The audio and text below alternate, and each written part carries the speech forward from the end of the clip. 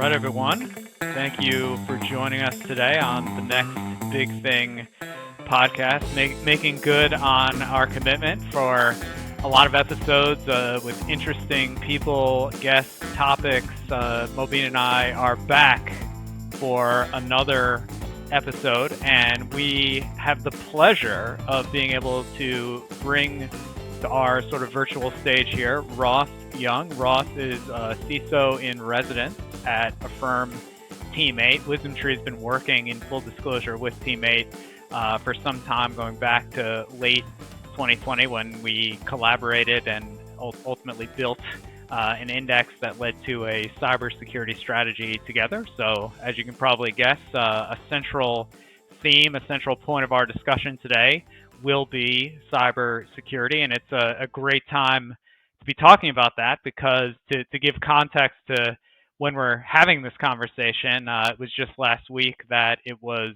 announced, and we'll see if it goes through, the big deal for roughly 32 billion US dollars, Alphabet purchasing Wiz, which a lot of people in thematics and in tech are looking at, not necessarily only because it's a cybersecurity acquisition or one of the biggest ever, but also because it could be a signal as to how the current U.S. administration is thinking about sort of the competitive dynamics of merger and acquisition activity. And then additionally, sometimes these deals, it depends deal by deal how interested the non-U.S. Entities that can have opinions like the UK Competition and Markets Authority, the EU's version of the same thing. Sometimes China's version of the same thing also comes into the mix. So seeing if a big company, one of the Magnificent Seven, can actually do an acquisition is an open question. It hasn't been the most common thing that you see since the Biden administration. But to kick things off, Ross, I would love to get a sense for the audience of your background and some of the things you've done before becoming CISO in residence at Teammate. Yeah, so just to give a little bit of intro about myself, I spent over 10 and a half years at the Central Intelligence Agency. Half of that I was on the nation state offensive side.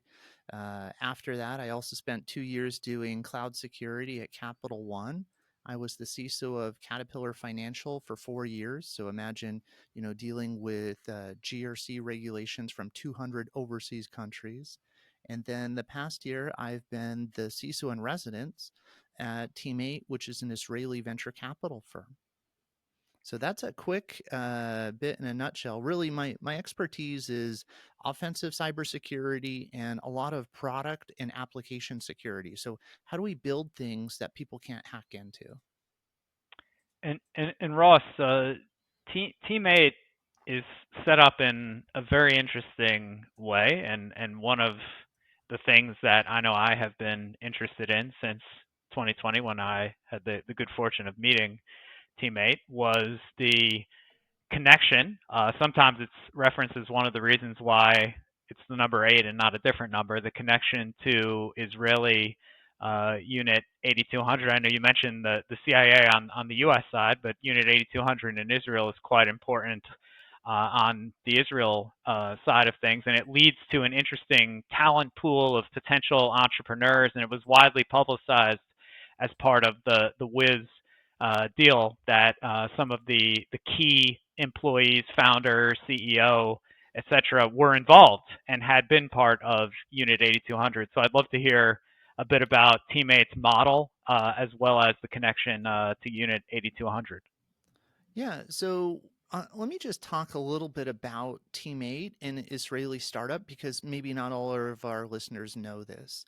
So 8200 is the equivalent of America's version of NSA, right? It's the offensive cybersecurity organization used to, perform signals intelligence, which usually means computer network exploitation, right? And what they do in Israel that they don't do in the US is they basically have a mandatory time that people go and serve in the Israeli Defense Forces. So think of like a mandatory draft in the United States. And so they go and you would do a test, and the highest scoring people on that test get cherry picked to go to 8200, so the best of the best. And after that, they get put through a very powerful program where they quickly take 18-year-old or fresh college folks and put them into cybersecurity training. And so by the end of this, most people do let's call 4 to 6 years in the military of IDF. You have really, really top talented people who understand cybersecurity. And the founder of Teammate, Nadav Safrir, he was the former head of 8200, right? So he partnered with a couple other founders like Laron and other in Israel, and they founded Teammate, which is a venture capital company to invest in early stage cybersecurity startups, also health tech, fintech, other areas, but originally cybersecurity startups in Israel.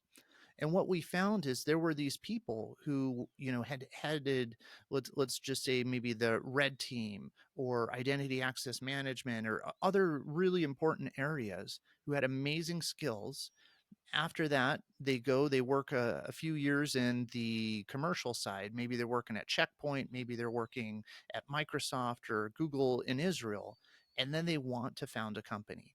And what I didn't realize is how many companies were coming out of Israel.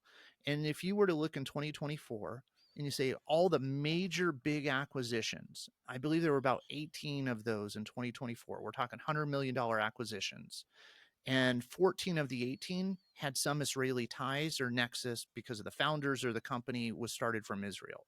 So what we're seeing is big cybersecurity startups are all coming out of here or having close proximity. So if you're looking for cutting edge cyber, this is why it's so powerful. So that's just maybe a quick in a nutshell. And what we do at Teammate that's different is we take these founders out of Israel, we pair them up with American VC money. So we get a lot of investments from Capital One, from Walmart, from American Fortune 500 companies, and then we build those companies from the ground up. And what we do is we give those founders enough run room, and we connect them to hundreds of CISOs in our CISO village, so we can do product market fit, we can figure out customer ideation calls, we can do all those things to make them successful. And one just example of this is you think about the Wiz acquisition. We actually sold a company to Wiz called Gem. So we founded this company called Gem, and they focused on EDR, but in the cloud. So think of it, cloud detection and response for AWS type environments. And we built them from nothing. In 2.5 years, they had I think it was around 250 or more $1 million acquisition by Wiz for their company. And I think this is just how we helped contribute to make Wiz such a successful acquisition by Google. Ross, as we begin to explore some of your thinking on the cybersecurity topic, I thought it would be an interesting place to start by looking at one of your recent LinkedIn posts. I was seeing you posted something which struck me as very interesting. You said how businesses are addicted to bad technology and cybersecurity, and you were putting it in the context that, of course, change is hard and replacing existing IT systems is not always straightforward. And you presented this very interesting solution that maybe there needs to be a bad technology and cybersecurity anonymous meeting to break free from insecure habits and to embrace stronger mindset and so forth. But what was really interesting to me was that you outlined a lot of behavioral solutions rather than purely technological ones. So I'm curious to get your take, because one might be tempted to think that, look, in the modern times, people are very tech savvy and they should be aware of technological risks and cybersecurity risks. But you seem to suggest that it's not necessarily that straightforward, and there are behavioral issues at play, and it's not always the case that people are fully aware of all the risks out there, and maybe behavioral issues stand in the way. So just give us your outline on what makes you think that cybersecurity is a behavioral issue for organizations. So at the end of the day, cybersecurity can go and write a perfect policy that says we're going to patch everything in 10 days or less. We're going to have amazing security configurations and perfect security. We could write those policies and the developers would never follow them. Or, everybody would still click on phishing emails despite we have a policy that says don't click phishing emails, right? So what you see is just because you can make a policy or statement, it's really about changing the organization's behavior to adopt said practices. And this is where my background, I think, has been really interesting in how I'm kind of studying these things. And I'll just give you two things. As a CISO, when you're talking to the chief financial officer, the CEO, the COO, chief legal, those types of people, what you really have to do is build a relationship of trust. You want them to help you in any possible way, and you're also going to support them in your role as the CISO. And one of the most effective ways I found that is by learning how to build relationships. And if you really want to learn some interesting things and go down some amazing rabbit holes, I would really start to look at how FBI and CIA officers recruit foreign spies, right? Because if you can get someone to commit espionage for the United States government, that's an amazing thing, because I'm sure they don't come to the US saying, hey, I'm going to, turn on my country. It's quite the opposite. They're coming over here because they want to promote their country's interests. So understanding how they build rapport, how they build trust, and reading some of these amazing books. Robin Drake, who's the former counterintelligence for FBI, has a number of books that I highly recommend looking at. And so I think that was one of the first things of just understanding how behavior, because if you can build that rapport with the chief financial officer in the same way that they understand how to recruit someone to their cause for the US government, very, very powerful concept. The second one that I would also talk about is you need to understand how to convert the masses. Maybe you're at a place like where I was at Capital One, where you have thousands of developers. Well, you're not going to have one-on-one time with thousands of developers to talk. So how are you going to convert them to here's your cybersecurity practices on secure development? What I would tell you to do is to look at the concept of gamification. So there's a number of good books. Yukai Chao has one where they talk about, think of video games and what are the techniques that they do to hook people into their ecosystem so that they're not just grinding, but they love it, right? And people love playing video games. You have really no reason to play video games. It costs money to do it. It takes time away. It's not like it feeds your family playing video games like work does, but yet there's something that keeps you going back. There's leaderboards in there. There's, other achievements. There's unlockables. There's virtual currencies. There's a lot of powerful concepts that if we think about how do we make our secure developer program actionable using gamification concepts or phishing concepts, that way we can change the culture so people want to be actively engaged. So those would be my two recommendations of how we can take, these concepts of building trust like spies do and video games to really change behavior in an amazing way for organizations. I want to pick up on a word that you used when you were describing your own experience and setting up the scene for Team 8. Offensive pursuits when it comes to cybersecurity. I know I was reading CrowdStrike's recent report, the 2025 Cybersecurity Outlook, and one of the stats they were mentioning was the e-crime breakout rate, which of course is the idea that once you compromise your first victim in an organization, how quickly can the criminal move into the rest of the network. And they were stating that the fastest recorded e-crime breakout this year was, or last year in 2024 rather, was 51 seconds, which is just astonishing. And really the takeaway for me was that cyber criminals are becoming more sophisticated, and it seems like cybersecurity always, of course, has to stay one step ahead.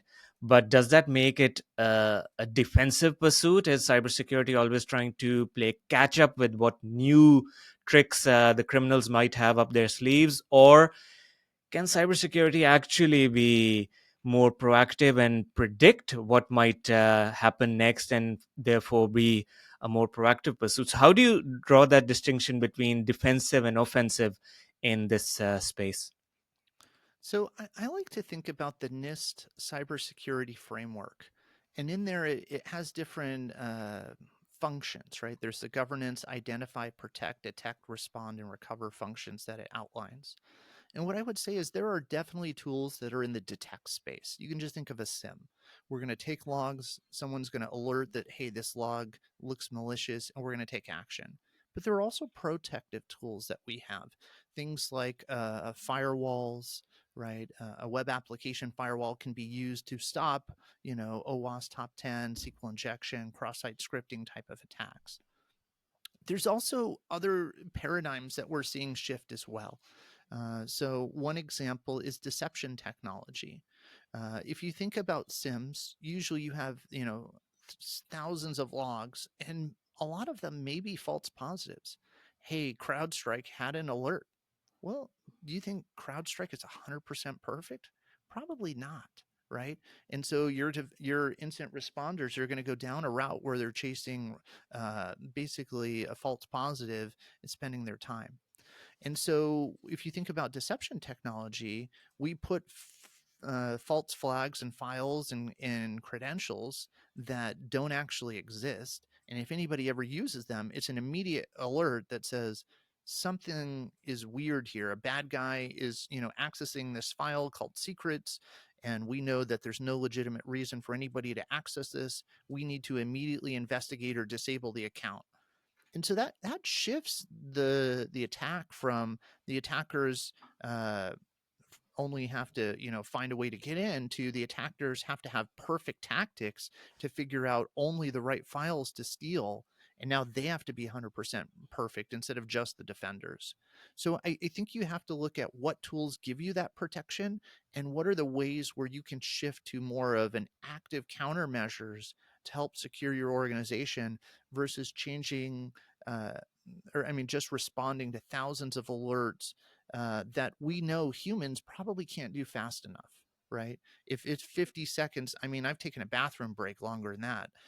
There's no way I can expect my incident responders to respond to that. I have to create, scripts and things that automate those responses because humans just won't be fast enough if the attackers are going that fast. So Ross, before our audience dies of suspense here, and is disappointed in Mobeen and I for basically somebody coming on our podcast saying among the first things in their background is they worked at the CIA. I want to take a moment here to learn what you can tell us about that, because most people that we have on the show, as you can guess, have never and will never work in a government intelligence agency, much less the CIA. And there's obviously all the popular media. There are the people who were there, and some of them have written books, many of which people consume. So there's all these ideas and thoughts, but you rarely have the opportunity to hear from somebody who worked there what it was like and what kinds of things did it lead them to do.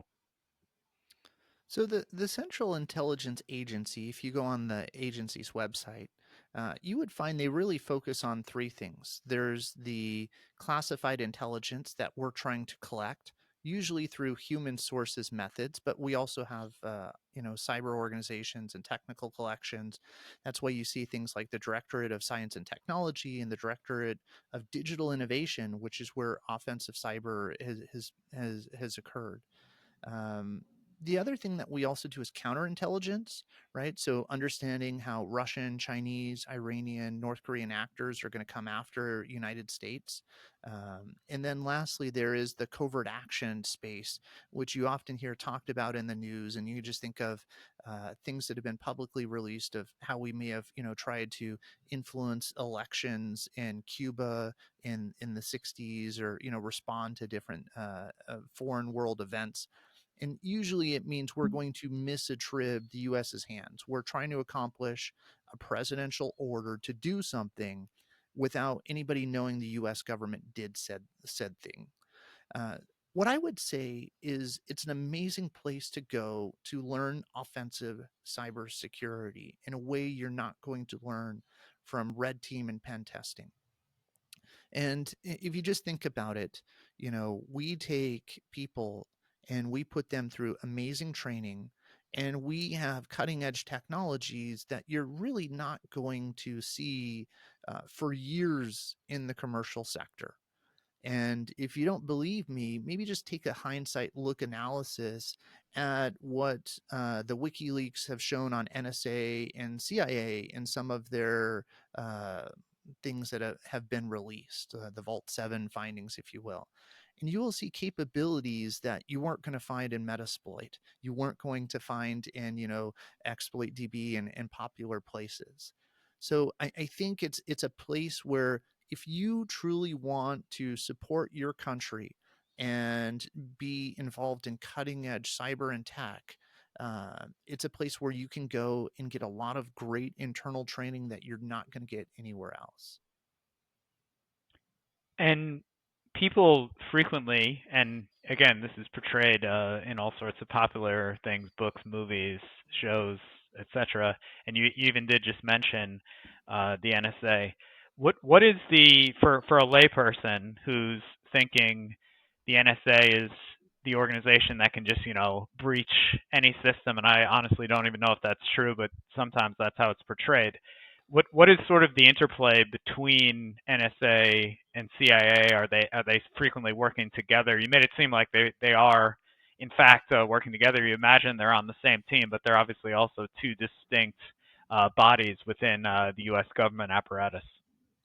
Yeah, so two things here. First is we have slightly different missions, right? NSA is a DoD entity, right? Department of Defense. So a lot of their objectives are going to be military and strategic in nature versus what I said, CIA collects foreign intelligence, right? So we could be going after things that may not be a DoD target. And that's really a huge difference.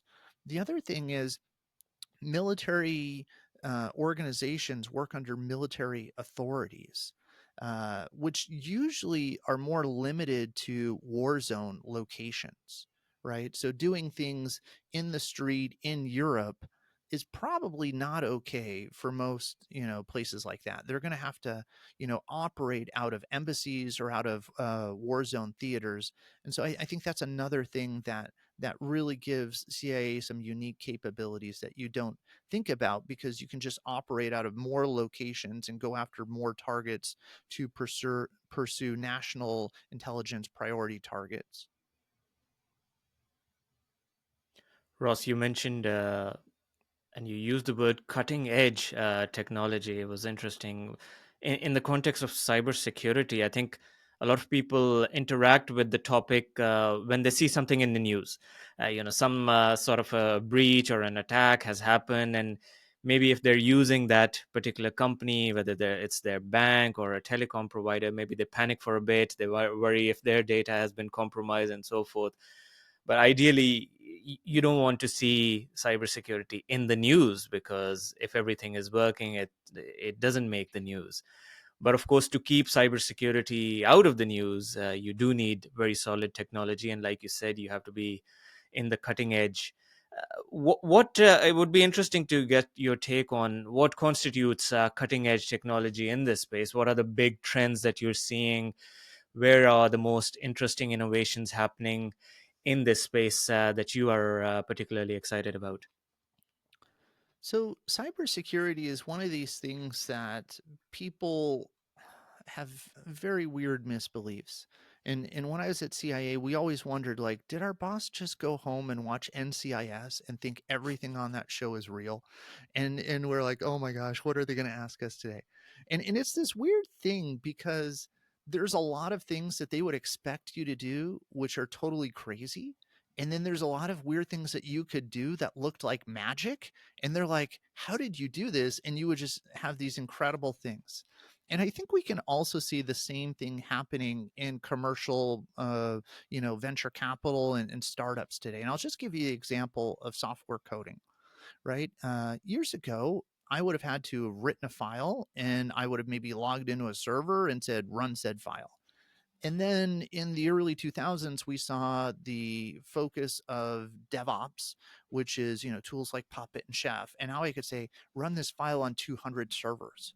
And so suddenly I didn't have to log into 200 servers manually. I could just make a file, do this, and automate things. And now, if we're going into the late 2024 and 2025s, we are seeing this shift to AI code automation, right? So the most popular language will not be JavaScript or C++. It will be English, right? And that's what we're seeing from tools like Cursor, tools that have even faster unicorn status of getting to that 100 million ARR kind of sales and profitability in 12 months when Wiz only did it in 18 months, right? So we're seeing this shift where basically 100% of developers are going to use AI code automation to create code for them. And we're even seeing new startups, about 25% of them write their entire code base through tools like Cursor. So imagine if no one wrote the code, AI wrote the code for 25% of new startups. How fundamentally different is that going to be for cybersecurity when we think, how do we, check the code? Well, what's going to happen is our developer population is going to become more like auditors. If they're not writing all the code, they're going to understand less about the code until eventually we become just these overseers. And then we're going to have to trust more in our AI tools to actually do the security. And so, this AI software assurance, I think, is another very emerging capability of where we're going to see a lot of the industry shift. Because if all the developers are using AI code automation, which sounded completely crazy 20 years ago, and it's now 97% of developers admit to using it, that's a huge emerging shift for developers. Ross, something I remember when we spoke last time, you were talking about the idea of the number of solutions that Fortune 500, I believe you mentioned Fortune 500 company needs to employ on the cybersecurity front. And you asked me that question. I gave you what I thought was a large number, and then you completely surprised me with what the actual number was. And I'm keeping it a mystery, so I'll let you share that story with our audience. But I'm just curious because it spoke to the fact that. And you have a CISO role yourself. That for CISOs, it's a challenge, and there are so many different things to protect in the organization. And if you have to use so many different tools, uh, of course, that comes with its own challenges. So, why are there so many distinct cybersecurity solutions that are required by large organizations? And what sort of challenges does that create for CISOs and indeed the organization as a whole? So one of the things that's a little surprising is how many different technologies there are in companies. And I'll just give you a simple example. You have email, that's one technology. You have Office 365 for doing office productivity, that's a second technology. You have HR software, you have networking, and the list goes on and on and on. And every one of those technologies typically requires a different cybersecurity tool, because the way I secure email is very different than the way I secure an endpoint or the way I secure identities. And what we find is, if you ask most people and say, well, how many security tools do you think your organization has? They could probably, rattle off a number and think, oh, we probably got about 20, because we got firewalls, we got EDR tools. I know we got a SIM and a couple other things. But the answer tends to be, for a Fortune 500 company, somewhere between 60 and 80 different tools. And that may be 50 different vendors. So that, if you want to talk about a real insight for stepping up into the CISO role, imagine your role isn't just strategy of what tools should we run, but it's, you're spending a lot of your time in procurement offices just trying to get your contracts signed by lawyers, right? So that's a huge, like nobody tells you that in the CISSP and Security Plus when you're training to become a CISO of you're going to spend your time with legal and procurement at least 10% of your time. Now, the other thing that we are going to see with all of these technologies is just so many changes that are happening. It goes from, do I even have the right tool? Is my tool actually deployed on 80% of the endpoints or 100% of the endpoints? If it's actually deployed, is it even deploying with all the features and configurations? If I have a firewall and all the rules are turned off, it does me no good to have it installed on 100% of the devices. I have to have all the rules turned on. And then if I put all the rules, did I break anything? Or am I getting all these false positive alerts that are creating toil for my backend analyst to monitor? And so there's a lot of challenges with making sure not only do we have the right technologies, they're rightly configured, they're rightly optimized, and we have metrics and building that whole program around that. And now you got to do that for 60 and 80 different tools, right? So it's a very complicated thing. And what we see is there's a lot of companies that may have even bought the right tool that would have saved them from a data breach, but they've misconfigured the tool. And so it's not actively stopping what you thought it would stop because you've done a poor job implementing it. Now, Ross, something that Mobeen and I have talked a lot about in various episodes over the years that we've been on this podcast journey is artificial intelligence. We've been on this podcast journey when artificial intelligence in sort of that post ChatGPT world after the November 2022 period when that software came out. And in a sense, one of the things you wonder is the intersection of AI with all this other stuff. And in cybersecurity, you would imagine that AI could probably be used on both sides. It could probably be used in negative ways by attackers, but it can probably also be used by defenders. Over the course of time, what do you expect us as investors to see in the sense that as AI has more and more of an impact, does it mean that people are using a smaller number of tools, but the tools themselves are more capable? Is it actually more focused tools? So you might see a higher number of tools, but they're all doing a very specific thing. Less, analysts. I know one of the discussions that frequently gets made is if we staffed up our cybersecurity roles fully, we'd be short a few million people. At least that's a statistic that gets thrown around. I'm just wondering, as AI is able to do more and more, what does that look like in the cybersecurity world? So when we think about what's happening with AI, we are making a huge shift from generative AI, I would say would have been the big thing in 2020, to agentic AI. And if you've not heard of agentic AI and what the difference is, let me just give you a simple example, right? Um, agentic AI gives you the ability to go from instruction based to goal based, right? So historically, I may have said, oh, I need to book a flight from Chicago to New York on Monday at this time, and I would go to a website like Priceline or Orbitz or Kayak, and it would find, here's the plane flights that meet your criteria. Now I still have to then log into Southwest or one of those sites and book my flight. What agentic does is it actually performs the actions that humans do, and it does the full task. So I set my query, just like ChatGPT or Orbitz, to say, here's the flight I'm looking for, and I give it my credit card info, and it will actually do the whole booking of the flight for you, send a confirmation email, and say, here's what we did. So what it does is it automates the mundane tasks that take a lot of time to do. And so, do I think we're going to have less tools? Absolutely not. We're probably going to have way more tools because everything we can automate that makes things cheaper, faster, better seems like a smart thing to do. And so, if I'm going to have more things automated, what happens to the humans? Do we not need humans? I don't think that's necessarily the case. I think each human is going to be much more effective than ever before. And I'll just give you one example.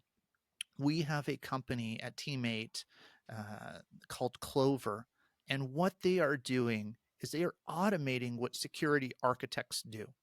And so think of, I want to look at network diagrams. I want to understand all the product requirements, specifications, and build everything, from a secure point of view before I even write the first line of code.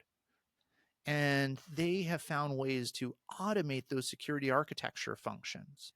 And so usually if I have one security architect to 200 developers, I'm in a good spot. That's probably the industry norm. And you can just imagine, how well can one person keep up with 200 developers? Probably not great. But if I have a tool that can read all of their documentation, read all of their Kanban tickets, and perform all of that, now that one security architect, through the benefit of an agentic tool, their capability is magnified 100 times over.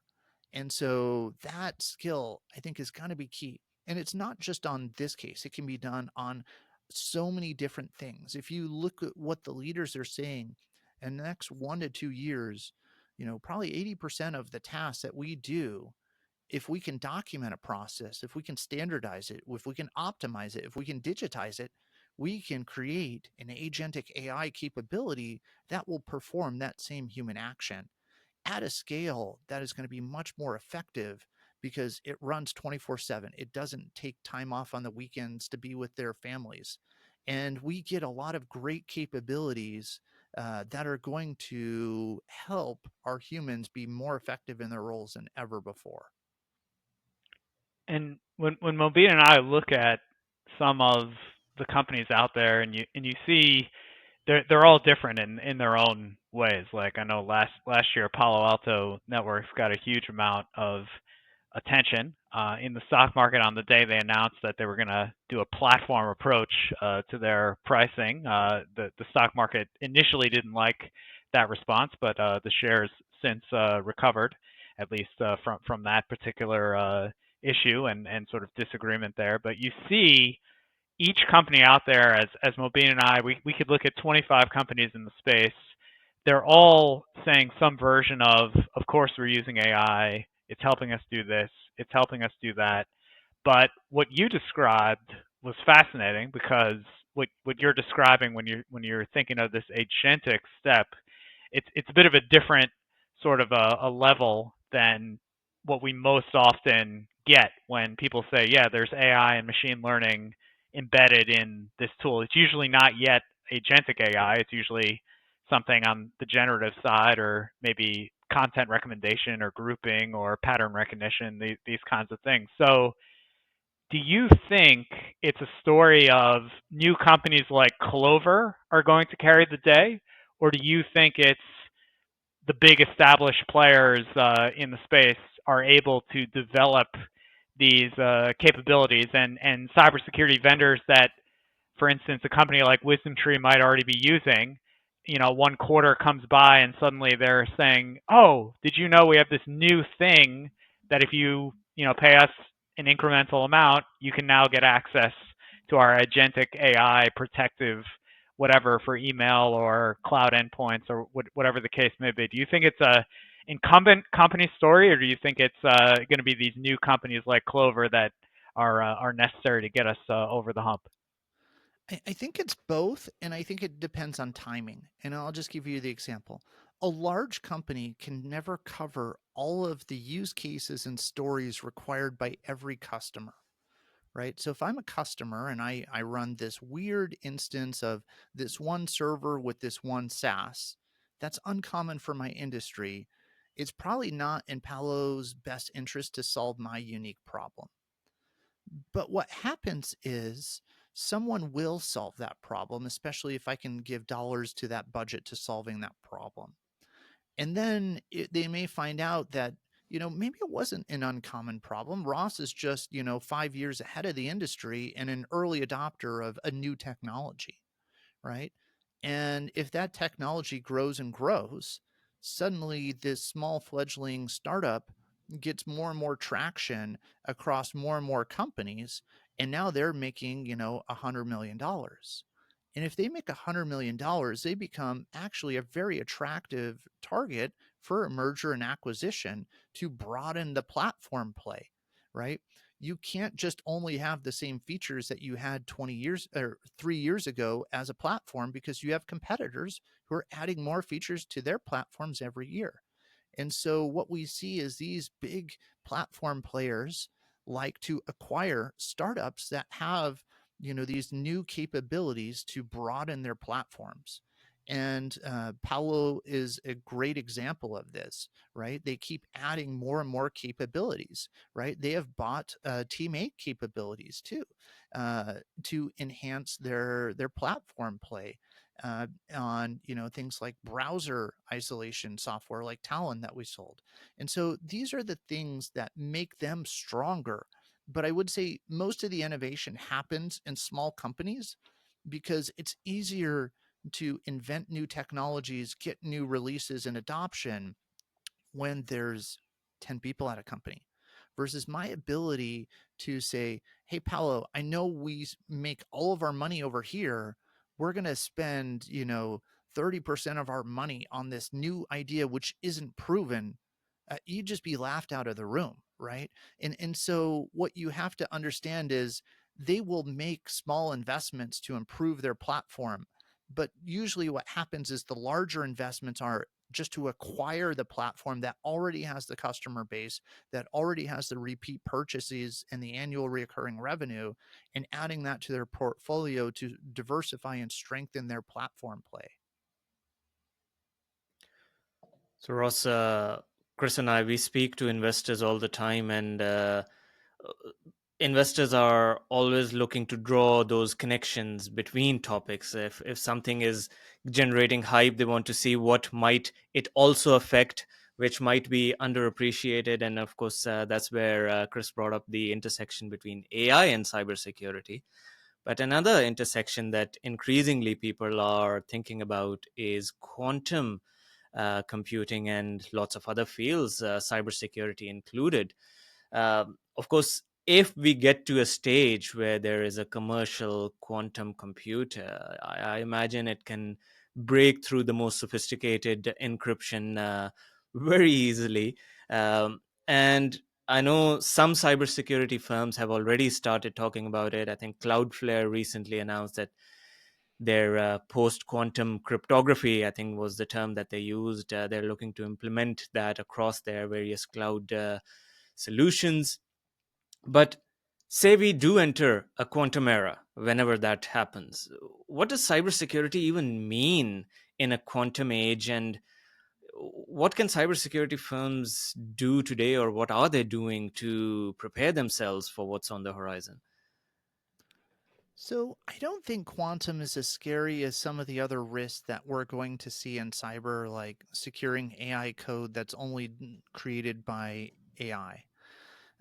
When I think of quantum, a lot of times we have to remember what it enables bad actors to do.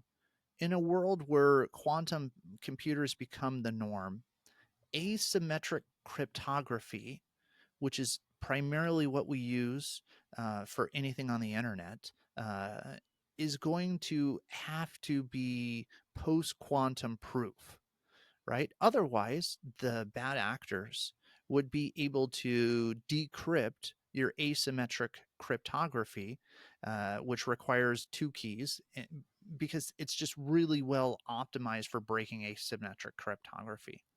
Now, it's not there yet, but who knows how many years it will be before it is. Let's say we make an estimate, and I have no idea if this is true or not, that 12 years or 12 months from now, we think we're going to see large scale post quantum computers that people could buy on AWS and perform a lot of massive calculations.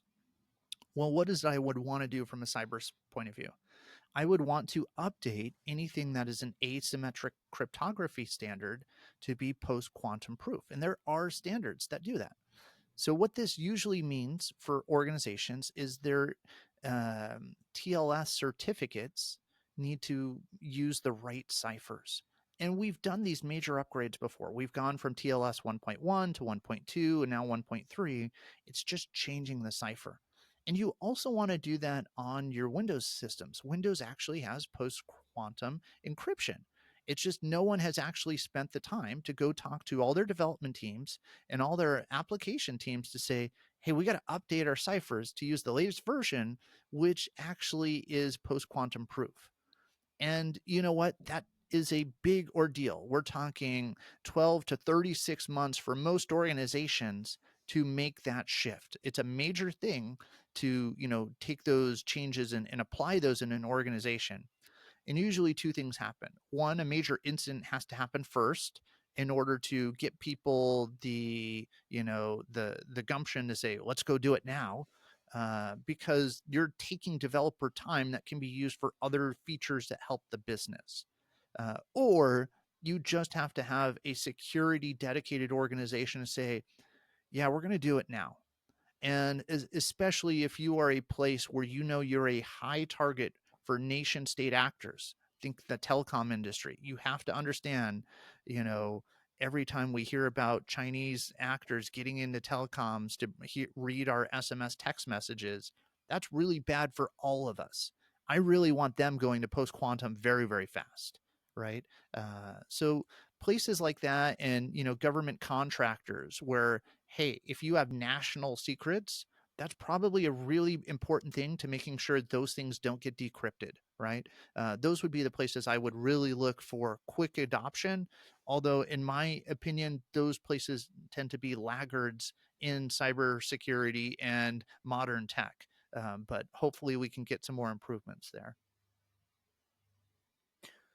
Ross, something I also want to explore. You spoke about the uh, the the sale that your startup was the sale of your startup to Wiz, rather, and Wiz has been in the news lately. Of course, 32 billion. That's a sizable number. Last year, I think it was 23 billion, and then I think a few uh, days or months before that valuation, they were saying that the last VC round, it was valued at 12 billion. So you've gone from 12 billion to 23 and then 32, all in a span of a few months.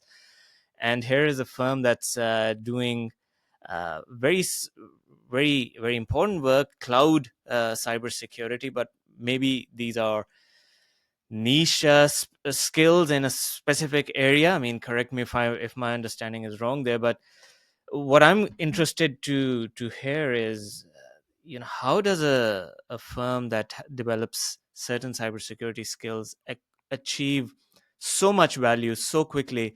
And do you think this is an anomaly, or is that the direction the industry is going towards? If you develop these sorts of skills, whether it's post quantum cryptography, like you were saying, or whether it's cloud, or whether it's something else, whether it's protecting companies with uh, AI agents, like you were saying, if you develop the right skills in the right space at the right time, do you think we will see more companies becoming so valuable in the future, or was this one very specific incident that was solving one very particular problem for Google? So I think this problem wasn't just a Google problem. Like, cloud security is a problem for anyone in the cloud, right? And kudos for the founders of Wiz with really, believing in their ideas, believing in their company, believing in their company's evaluation to say, 23 billion isn't what we think we're worth. We think we're worth more. I don't think I would have had the stones to pull that off. I think I would have just retired nicely the rest of my life, but, good for them. Uh, and what I'll say is they did a lot of things that I think were really good. And I'll just tell you some of the secret sauce of what I see as an external person from the tool. The first thing is I think they had a paradigm shift. There's no reason why existing vendors like Qualys, like Tenable, like Rapid7 couldn't have built a cloud security tool and captured the same market space, right? They were already in there. They already had vulnerability scanning tools, and scanning the cloud should have been a very simple thing for them to grow and go to. But what I'll say is they were stuck in their traditional approaches, which is we need a scanner to scan said system, right? And usually that means we have to put an agent on these boxes on all of our servers to scan from the inside. And what Wiz really did is they took a different approach, which is we're going to take the systems, we're going to make snapshots of those systems, and now we're going to scan the snapshots for vulnerabilities. And this did a couple of things that was really, really powerful. First of all, I didn't have to run agents anywhere. Hugely important. And then the second of all is a lot of times what I'm giving are read-only writes instead of having something that has the ability to write things, which means I actually uh, do two things. One, it saves me from getting wrong things. I can have an agent on a server. If that agent crashes, I don't get any data back. I can have a firewall rule block that agent from telling the master agent of what the correct status of that service is. So what we find is when you go through all these little nuances like it was actually a much better uh, approach for detecting vulnerabilities in said cloud systems. And so that's the first thing I think they really got right was this approach to doing vulnerability management. The second thing is the GUI. The GUI is beautiful. I don't know if anybody has actually opened up the graphical user interface, that's GUI for short term there, and looked at it. It's beautiful. Not only did they show you the vulnerabilities, which every company has, they also showed attack graphs that showed how I could go from one system, pivot through the system to get to your crown jewels, right? That visualization really upped capabilities for vuln management to saying, maybe I can just ignore some of these vulns because they don't go anywhere. Or, this medium that I may have never gotten around to because it wasn't higher critical, I'm actually going to expedite fixing because it's on the attack path for getting to my crown jewels, which I cannot have. So that I think is the second thing that they really, really got well. And then the third thing that I think they're able to do is really tap into this Israeli ecosystem of how do we sell to companies? How do we do really, really good marketing?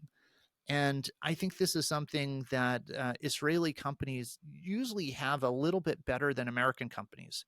You go to any cybersecurity startup in Israel, every time they do a talk, they actually have like paid cameramen recording all their talks, making everything they do very well publicized, and bringing a lot of demand gen and ultimately lead gen into their sales pipelines.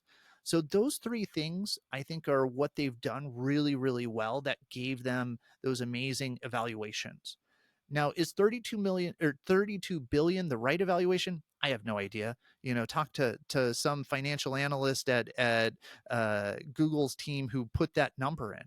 But maybe it is. If they can actually make $33 billion from this tool as an organization, that was a great investment. If they only make $20 billion, probably a poor investment. Only time will tell how that plays out for them.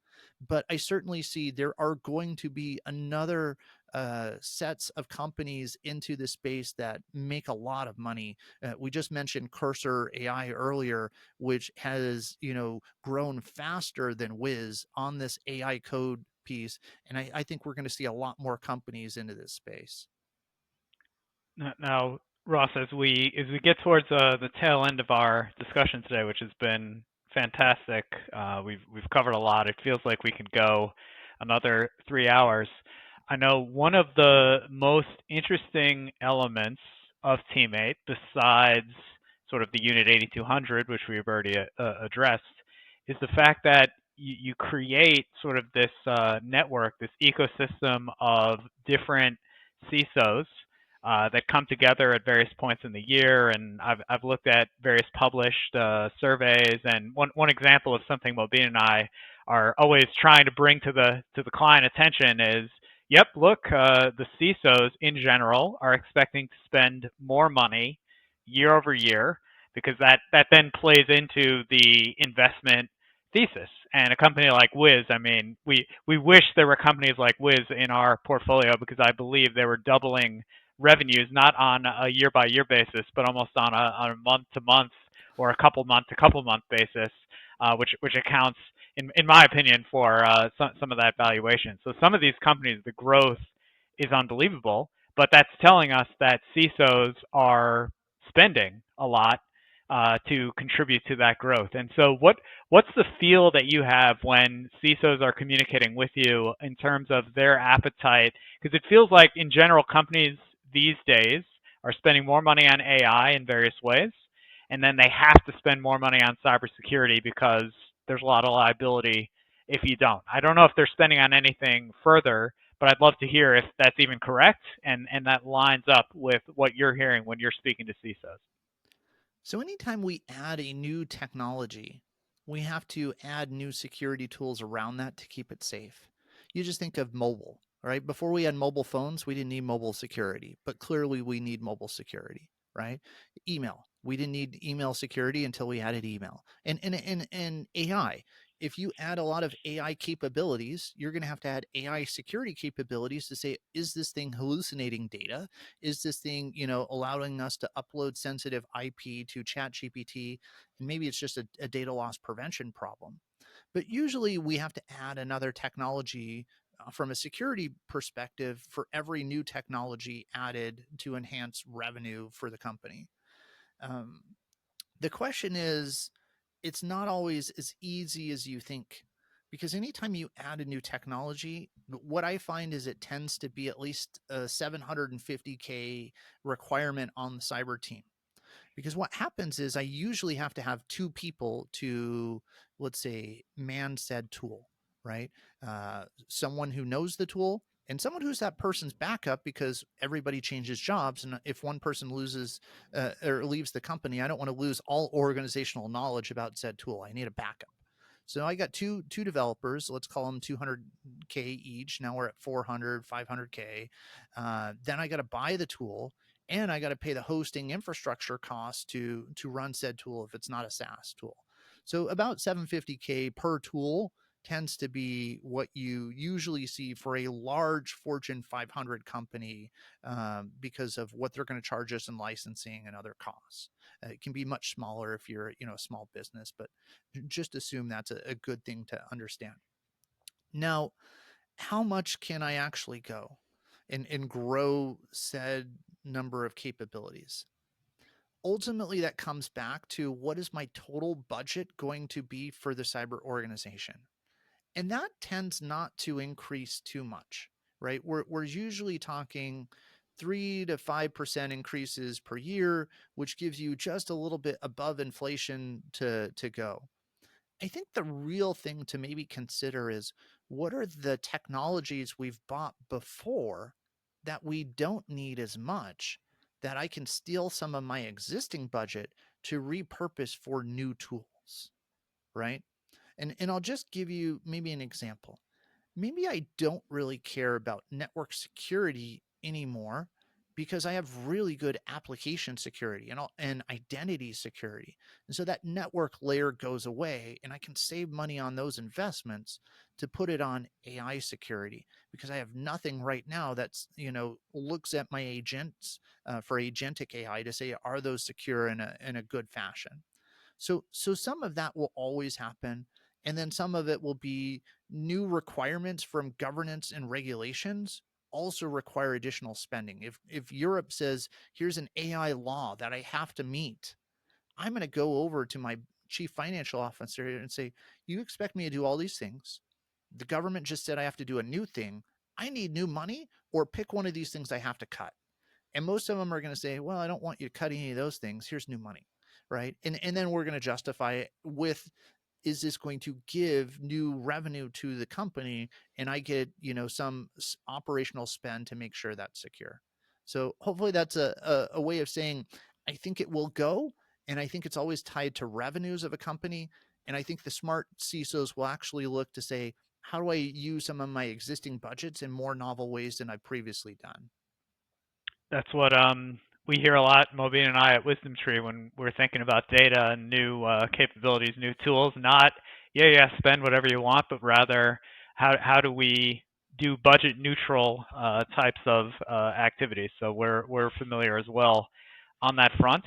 Ross, as we sort of get to the end here, there's something I just wanted to mention for the benefit of the audience. This is a huge topic. Ross has a library of content. It's called the CISO Tradecraft podcast. He does it with another host.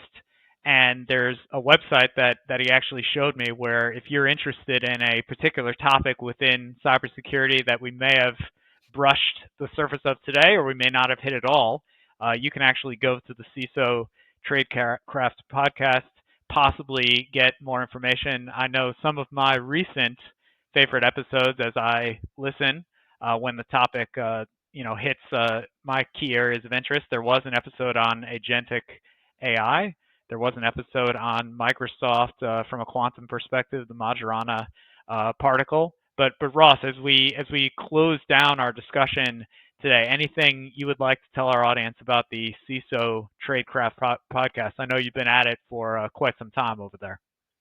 Yeah, so J. Mark Hardy and myself, we started CISO Tradecraft podcast to, let's call it, mentor the next generation of executive cybersecurity leaders.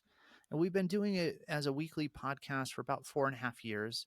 If you go to CISOTradecraft.com, you'll find a link to our GitHub page where we have categorized all of our 200 plus episodes into the 10 domains that we think cybersecurity leaders need to understand. And so if you're interested in emerging technologies, you go find that domain and you're going to see very, very cool episodes about things that can help you as a leader and get smarter. And it isn't just for the techies. There are a lot of things that we have on soft skills of like, how do you influence? How do you persuade? How do you become that amazing executive leader? How do you do gamification techniques, as I mentioned earlier? And you can go and listen to episodes on those topics. So highly, highly recommend everybody take out a look at CISOTradecraft.com. Look for our GitHub page to find the episodes that most interest you. And, Chris and Mobeen, just thanks again for letting me come on your podcast today to, share some of my insights and connect with your listeners. Absolutely. It's our absolute pleasure. And cybersecurity is one of the top themes within Wisdom Tree. So people are going to come back to us. We're going to have more and more on this topic as the year goes by. Before we close up, to clarify, the views and opinions expressed in this podcast are those of Wisdom Tree and Team 8 and are subject to change. Anything we present in this podcast is not intended to be relied upon as a forecast, research, nor as investment or tax advice. The information and opinions expressed in this podcast are not a recommendation, offer, or solicitation to buy or sell any securities, and reliance upon them is at the sole discretion of the listener. Please remember, past performance is no indication of future results. And so with that, everyone, thank you for listening. Do not hesitate to leave us feedback in any way on any platform that you choose. And as I've said, Mobeen and I are committed to keep bringing interesting people, interesting topics, interesting information to the fore. And with that, have a great day.